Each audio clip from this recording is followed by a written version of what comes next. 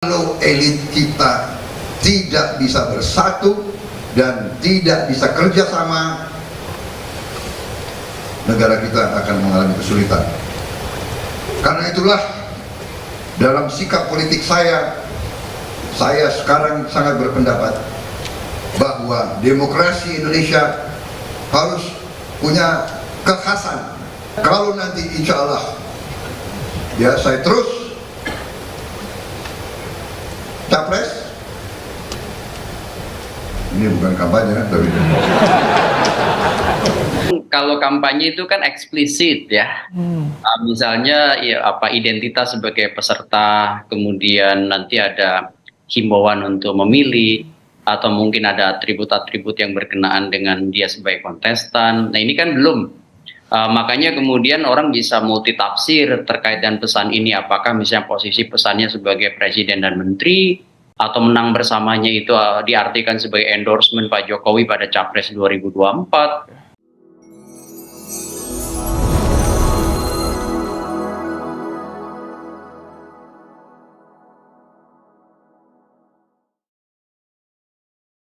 tidak bisa bersatu dan tidak bisa kerjasama, negara kita akan mengalami kesulitan.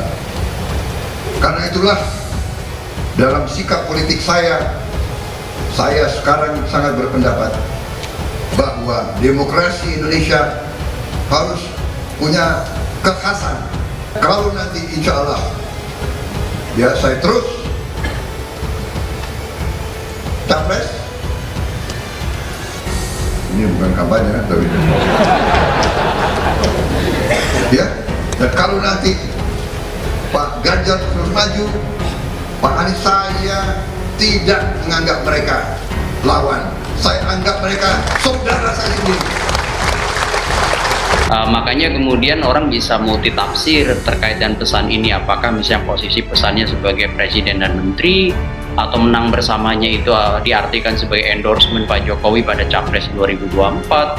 Semua orang bisa berkelit tuh jadi pesannya itu sengaja memang strateginya dibikin polisemi ya, dibikin maknanya itu bisa banyak gitu ya. Dengan Bang Baim ya, ini juga bagi pemasang itu tentu dia tahu persis kalau kemudian eksplisit menyebut capres, tentu akan bukan hanya berkonsekuensi pada naiknya elektabilitas, tapi justru bisa backfire. Yang beredar di publik adalah bahwa ketika Ganjar sebelum diumumkan menjadi calon presidennya PDIP, dia menandatangani kontrak politik. Dan di dalam kontrak politik itu yang beredar bahwa penentuan portofolio kabinet itu jika Ganjar terpilih menjadi presiden itu harus mendapatkan persetujuan dari Megawati. Dan bahasa Ibu Mega kan jelas bahwa tuh penugasan itu ditingkatkan dari seorang gubernur menjadi calon presiden. Lalu tidakkah wajar timbul sebuah kegusaran di dalam diri seorang Jokowi? Apakah ini akan menjadi penerus saya? Meskipun kontrak politik itu belum tentu benar ya, Bang Saur, tapi sudah terbaca suasana batinnya. Dan itu beredar juga. Sekarang menjadi perbincangan, benar atau tidak, tapi dia menjadi perbincangan. Jadi kalau kemudian Jokowi seperti bergeser dari seorang yang semula akan dijadikan penerus itu adalah yang rambut putih, tetapi kemudian kepada yang pemberani, semua itu adalah tanda-tanda bahwa presidennya atau si pemasang billboard ingin juga masyarakat beropini bahwa ya pasangan ini bisa terjadi, Prabowo dan Pak Jokowi. Artinya isu 3 periode ternyata masih berjalan, terutama Pak Jokowi sebagai wakil presidennya Pak Prabowo. Apakah ini menjadi satu kesatuan skenario setelah ucapan presiden tentang cawe-cawe dan tidak netral terumbar ke publik? Itu yang jelas orang-orang yang ingin masyarakat beropini tentang adanya keharmonisan Pak Jokowi dan Pak Prabowo itu yang menskandalkan hal itu. Ya, kalau saya lihat ini kan sengaja dimunculin semacam bentuk upaya memengaruhi juga basis pemilih yang mungkin ya punya preferensi pilihan lama pada Pak Jokowi.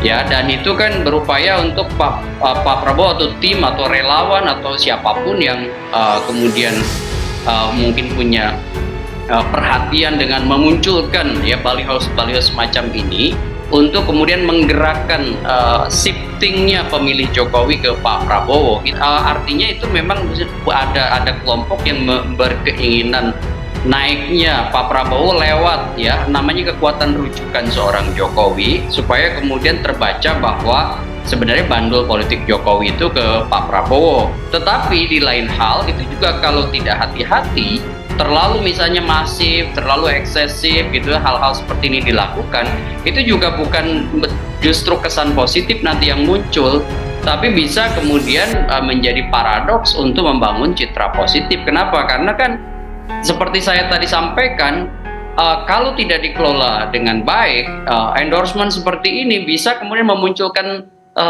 stigma bahwa Pak Presiden itu terlalu masuk ke dalam ya kontestasi Pilpres 2024 dengan misalnya memberi dukungan pada salah satu kandidat saja, sehingga pasti ya orangnya Pak Prabowo misalnya di Partai Gerindra seperti Mas Habibur Rahman tadi kan berkelit tuh ya, jadi ada semacam komunikasi yang dibikin ngambang, yaitu bisa dilakukan oleh siapa saja ya kan, dan apa namanya, proses seperti ini menurut saya akan kemudian dijaga, dimitigasi kemudian potensi-potensi untuk kemudian buruknya citra negatif yang muncul dari macam-macam dari ragam pesan yang kemudian sekarang mulai bermunculan, dengan seolah-olah misalnya ya ini kan posisi Pak Jokowi dan Pak Prabowo misalnya punya kedekatan hubungan begitu, dan orang bisa menafsiri apakah bisa sebagai presiden dan menteri atau sebagai capres 2024 Pak Prabowo-nya. Nah ini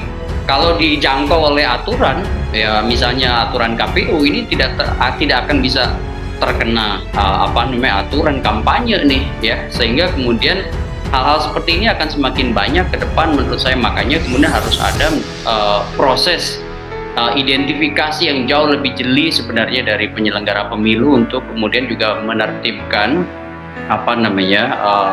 ragam strategi terutama di ruang publik yang menggunakan area-area publik ya, supaya jauh lebih menurut saya proporsional, adil, berkeadaban begitu ya. Maksud saya begini, Pak Presiden kan tentu juga harus berdiri di atas semua golongan ya. Maksud saya kontestan Capres 2024 tentu bukan hanya Pak Prabowo, ada Pak Ganjar, mungkin juga ada sosok lain, sebut aja misalnya berpotensi Nyapres itu ada juga Anies Baswedan. Posisi ini juga harus dijaga. Nah, tetapi kemudian kan akan ada Kang Baim banyak kelompok yang kemudian juga menggunakan ragam strategi ya yang kecenderungannya sulit dijangkau oleh aturan formal seperti PKPU misalnya terkait dengan kampanye.